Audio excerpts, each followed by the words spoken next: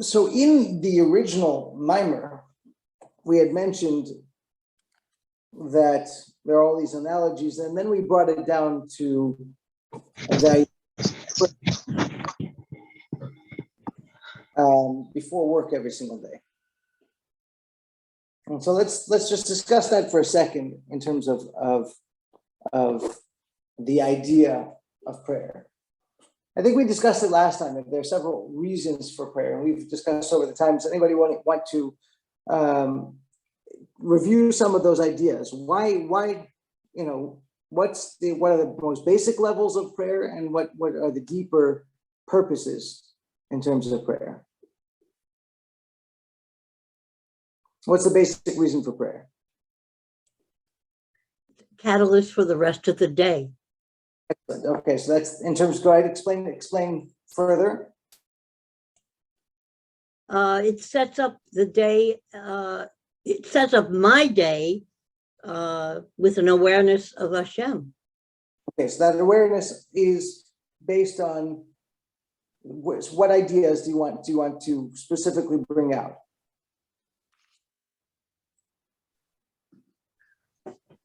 Go ahead, Ben.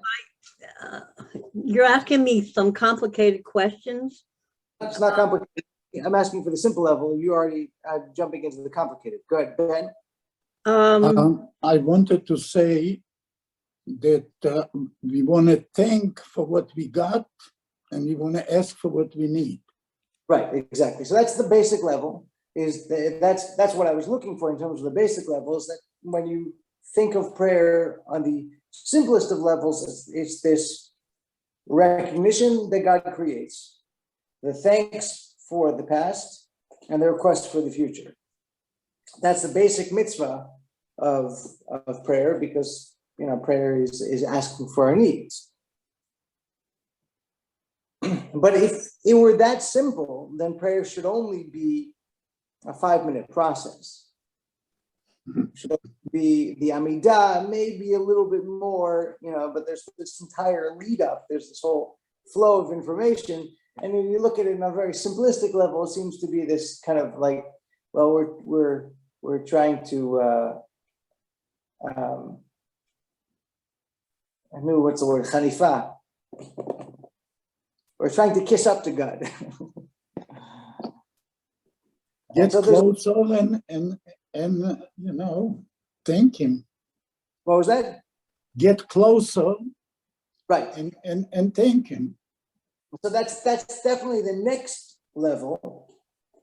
Is not just the basic awareness, basic acknowledgement, and basic request, but to drive the feelings and the interest in being able to connect to God, and in order to be able to connect to the infinite being, we have to think about things. It doesn't just take 2 minutes. I mean, we have to really put ourselves into that space. So those are definitely that's the buildup of the idea of prayer. And so here he's going to introduce a further element of prayer, which really leads into exactly what Susan was saying with regards to being a catalyst. Susan was talking about the idea of being a catalyst in our day in terms of it sets ourselves up so that, we begin our day with humility, we begin our day with trust and those good feelings, and that's very, very, very important. But here is actually going to talk about something a little bit more broader, something that really impacts everything that we do, and has a broader impact. So, we begin in chapter 4 here.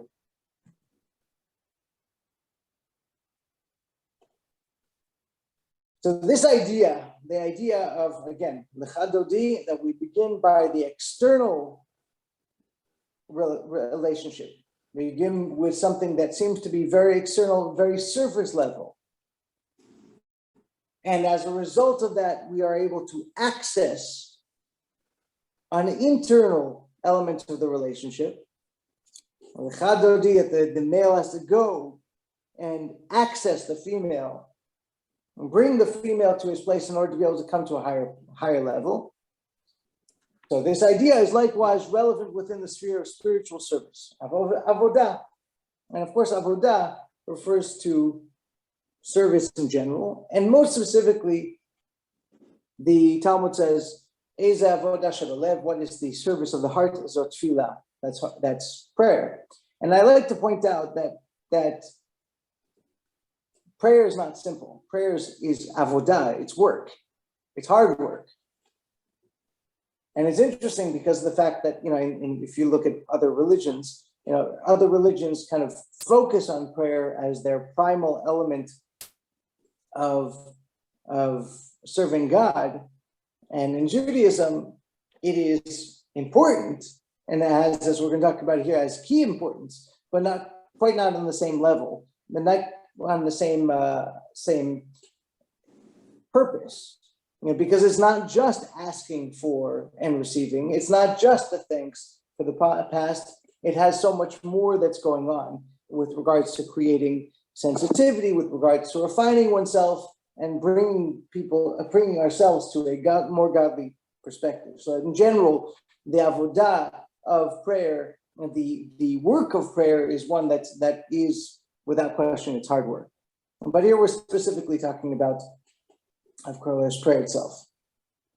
So this idea is likewise relevant within the sphere of spiritual service. As the Rebbe himself explained, prayer denotes connection.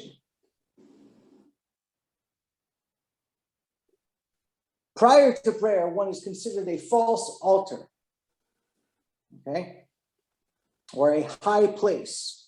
But through prayer, one becomes internally connected to godliness, and afterwards is capable of drawing godliness into the mundane world that he is involved with in his daily prayers. So we had quoted this pasuk in the original mimer. We had said that the pasuk says, "Chidu lachem min adam asher neshama be'apo ki bameh nachshav," that a person should cease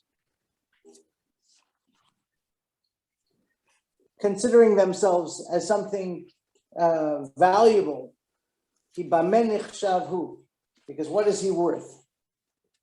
And referred to the person, we said that there's a point where the soul is only in the nose. It has not been brought down to the entirety of the body because it's only in that post-sleep experience.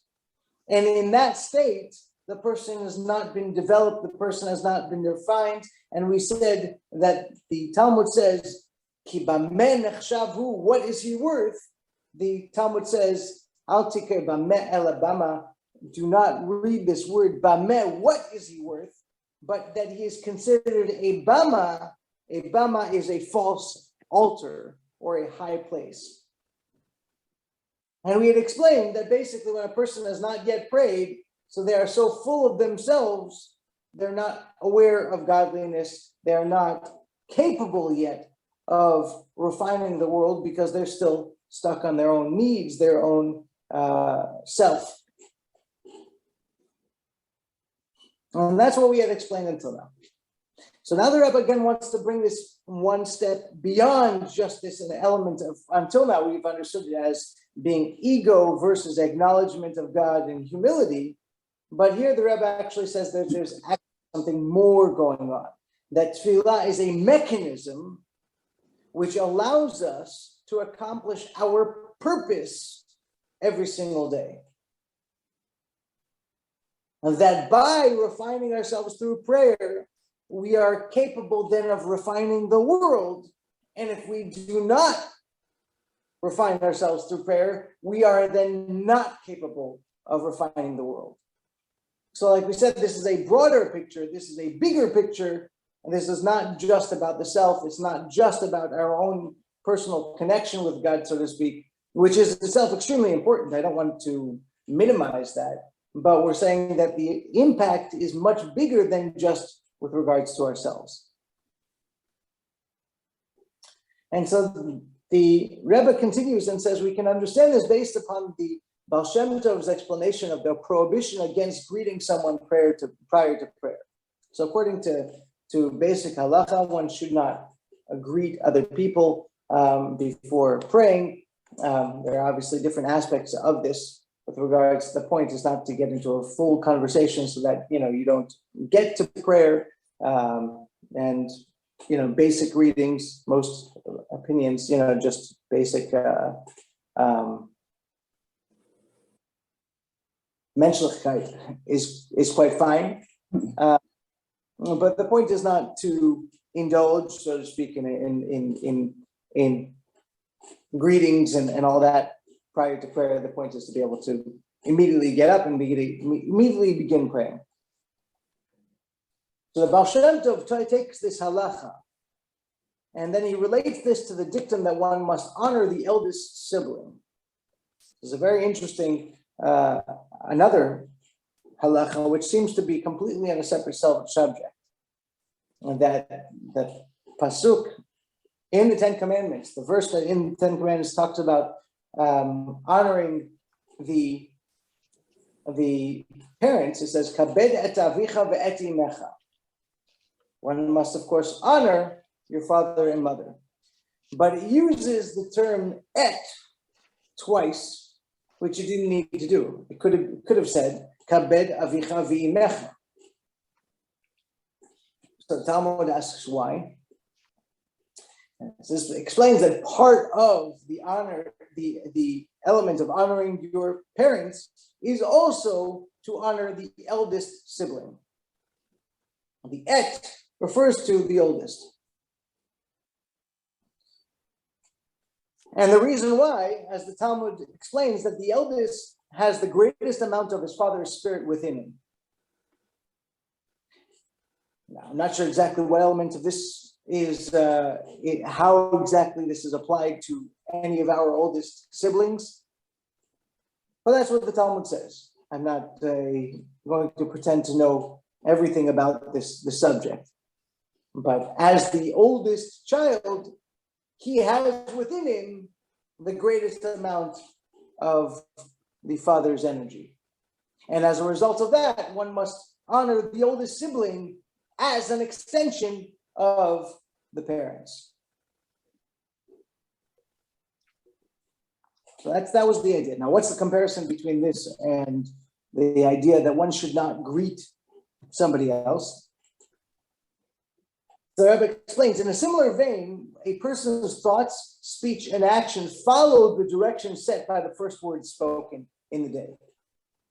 Accordingly, one's first thought, words, and activities upon awakening should be focused on nothing else but godliness, and this will draw holiness into the rest of their day. So the same way the father's first child includes the greatest amount of their personal energy within them, likewise, the beginning includes with it the greatest encapsulation of energy. And so therefore, it needs to be respected as such. So for most of us, getting up is a process. And the process, of course, brings us to the coffee and whatever else we need to do in order to be able to get the things moving.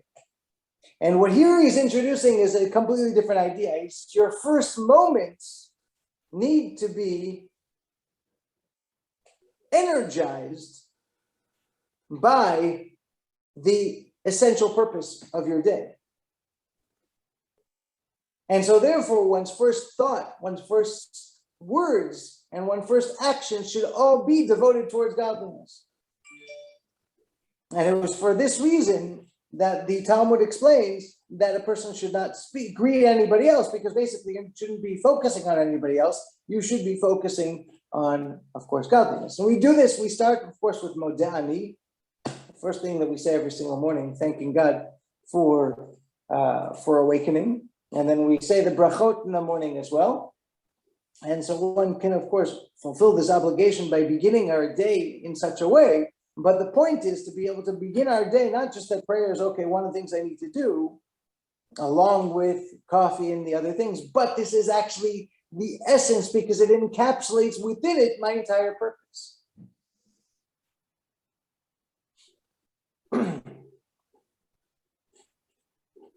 And so the Rebbe continues and says the point is clear: only by setting forth with the external attitude can one draw into oneself the internal capability of drawing godliness into the world, which itself is greater than the individual connection through prayer.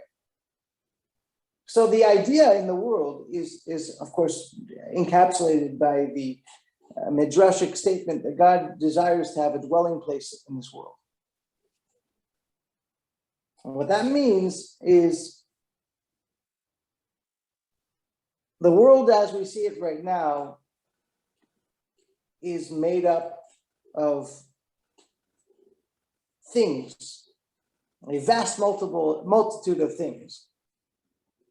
And all we seem to do is interact with those things and try to make some kind of sense out of them and make some kind of purpose. We define our world by taking a space, creating a building on it, within that building put in certain furniture, and that furniture, now that becomes a home. And so we define that place as a house and the people living it within a home. And we look at each kind of things, and we look at all of these details, and we try to make sense out of everything in totality. That's what we do on a daily basis. But there are internal systems that are greater than the sum total. Because you can take a house, you can put beautiful furniture in it, and it may look like a home, but it's not a home. It's either not your home, or even the people who are living there don't feel that it's home. In order to be able to create a home that's very, very much dependent on things which are very subtle and not nearly as descriptive, not nearly as defined as just the furniture that's there. That has to do with the attitude that is in one's home. And so when we're talking about the concept of creating a home for God, it's not just about doing what God wants and avoiding what God doesn't want. It's about making the world into a place in which God can be himself, so to speak. That the world itself is able to absorb godliness, and God is able to express himself, so to speak, through the world and within the world, the same way in an ideal world, we can express ourselves and we can feel totally ourselves in our own homes. But Mendel Futterfass used to say there's only two people, or only two that know who you truly are: God and your wife. Everybody else you can. There is female students here too. Yes, that's correct. So the husbands know too. Yes, the husbands know too. That's correct. But Mendel said it specifically to men. So, but it's definitely true. You can unfortunately you can deceive the entire world, but our spouses cannot be deceived. In our home is who we truly are. In our home is really what's going on. And if not, then people usually can tell. And the idea of making the world into a godly place is actually done through our embracing of the world and using the world for goodness and godliness. But it's not so simple, because what he's saying here is that this can only be done with the mechanism of prayer. That when a person begins their day through prayer, then that they have the capability of being able to make their world into a godly place. If they do not begin the day through prayer, then they haven't absorbed this capability of doing this. I was at a Farbrengen the other day, and somebody quoted a beautiful quote. previous Rebbe says that there are some people who say, I'm coming from shul. I have already prayed. Zugid davened. I've already prayed. He's like, I don't like those people so much. But the people who say, I'm coming from shul, let me clarify that again. There are people who say, I have zugid davened. I've already davened. I've already prayed. It's like, I don't like those people so much. But the people who say, I am coming from shul, he said, that's something that I can respect. And because somebody who's taking the shul along with themselves, they're taking the prayers with them into the day, that's really a completely different story. And that's what we're talking about here. So that prayer is not just a one-time occurrence, but it's very much, as Susan described it, a catalyst for the entire day. And that gives us the ability to be able to work with the world, to be able to refine the world.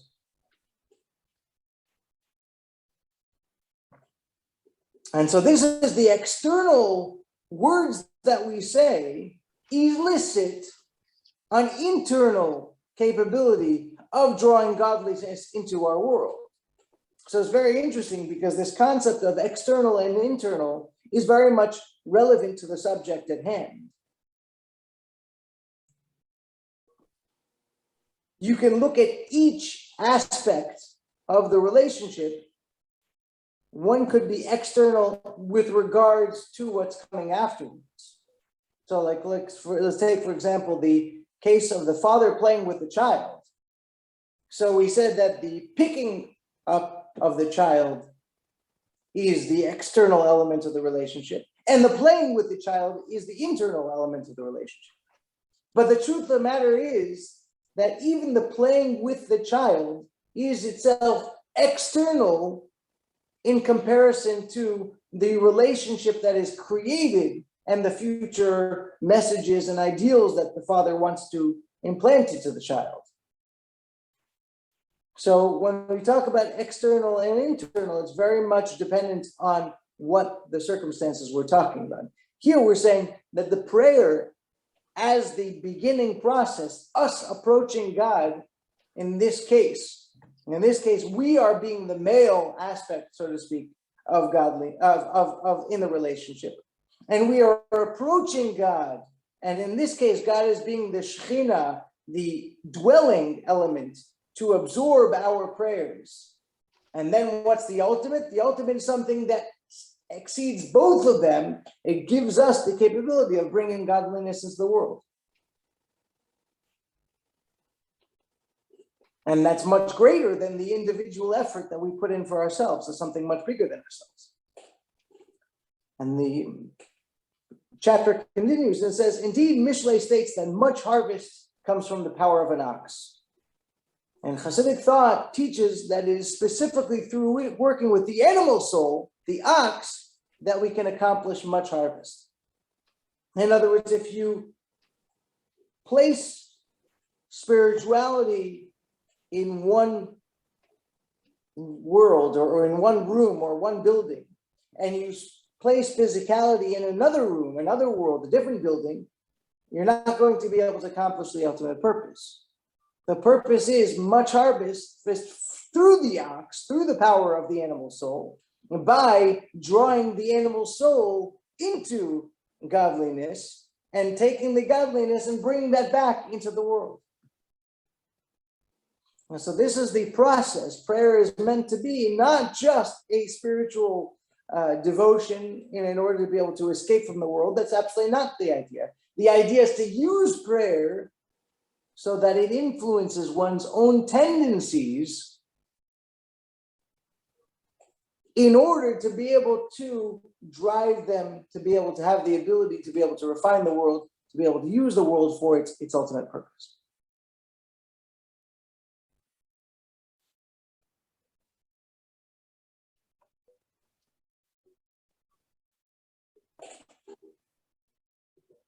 This is incredibly important because of the fact that so much of the world likes to put things into buckets, into specific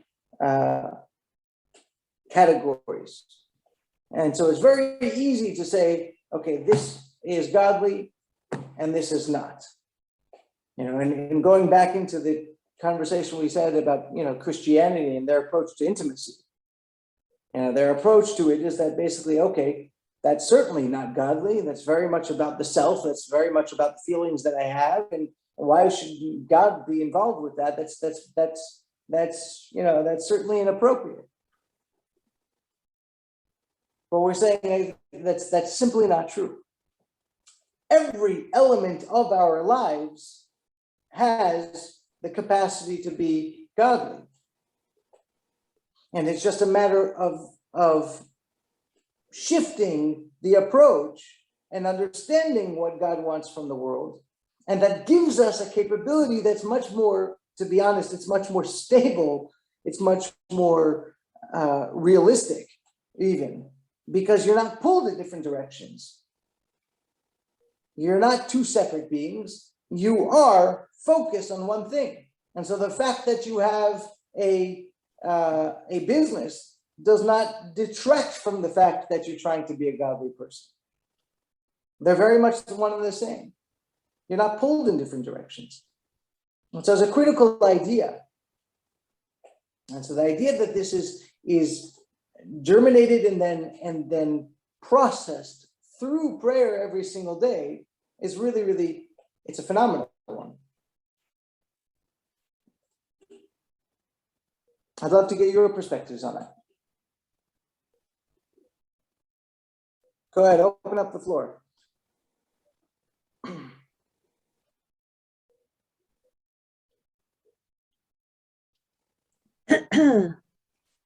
Oh, good. I'm too That's embarrassed to somebody. talk about this, but I have always felt that God was in my bedroom with me, with my husband.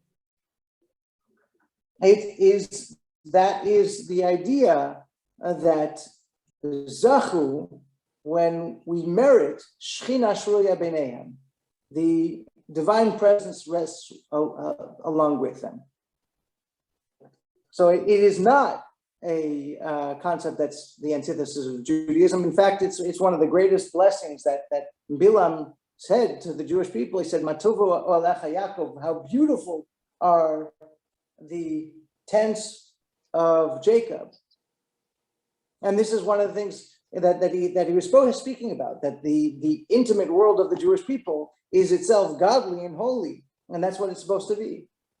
Our world has become so sexualized that it has lost the ability to be able to understand that in the right circumstances and how it's done in terms of the respect that one spouse has for the other and the approach that one spouse has to the other, that itself is godliness.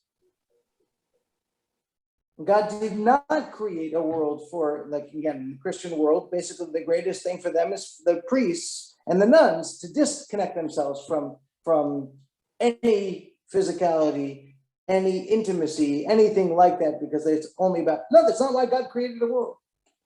Now, along with the power that it has is, of course, the struggles that we have along with it, and we have to be aware of that. We have to understand that it has a tremendous capability for damage because of its incredible intensity in terms of its spirituality. But the message from today, this idea that prayer is not just about me asking, it's not even just about me, the way I go through my day. All these things are important, and I'm not belittling them. But it's also about something that's much greater. It's how I change the world around me, how I make the world around me more godly, specifically through prayer. So that I have the ability to be able to refine the world. That is a tremendous, tremendous idea. So with that, I want to wish you a good Shabbos. And of course, happy davening on Shabbos. Shabbos is the day to be able to kick back a little bit. So for that, everybody, wish you a wonderful, wonderful Shabbos, and we'll see you, God willing, on Wednesday. Like Thank you, Rabbi. Thank you, Rabbi. Thank you, Rabbi. Good Shabbos. Thank you. Shabbat Thank you. Shalom.